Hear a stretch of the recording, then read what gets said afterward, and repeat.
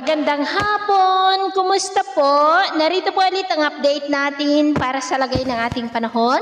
Ngayong hapon po ng September 6, 2024 na kung saan sa ngayon po anumang sandali mula ngayon ay tatama na po sa kalupaan ng isla ng Hainan, dyan po sa may Southern China, ang Super Typhoon Yagi o ang dating bagyong si Enteng na taglay po ang lakas ng hangin na umaabot po hanggang sa 240 kilometers per hour. Malayo po ito dito sa ating bansa, pero patuloy pa rin po nitong nahahatak at napapalakas ang habagat na nakakaapekto pa rin po, pero dyan na lamang sa ilang bahagi ng western section ng ating bansa.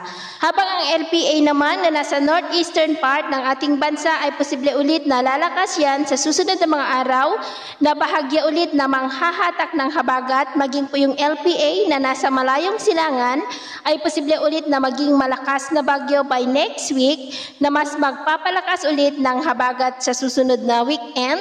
Pero atin lamang pang babantayan ang development nito dahil banta pa rin po ito sa ating bansa, lalo na at nagsimula dyan po sa may mababang silangan. At sa ito nga po ang pinapakita ng forecast model natin pong ginagamit hanggang po sa susunod na 2 linggo. At sa lagay po ng ating panahon, ngayong hapon ay maulap pa rin ang kalangitan with isolated rains. Diyan po sa may Batanes, Babuyan Islands, posible pong may malalakas na ulan diyan sa may extreme northern Luzon.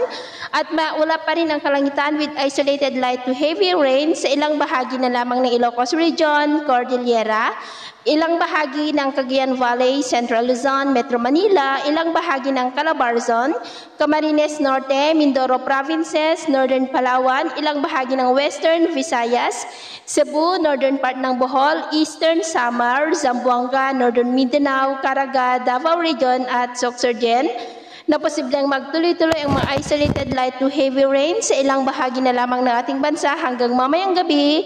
Kaya mag-ingat pa rin po tayo sa mga banta po ng mga pagbaha at pagguho ng lupa. Sa atin naman pong mga baybayin, dahil pa rin po sa habagat ay iwasan na muna natin ang papalaot dyan po sa kanlurang baybayin ng Luzon dahil ang mga alon dyan ay posibleng aabot hanggang po sa 7 to 10 feet.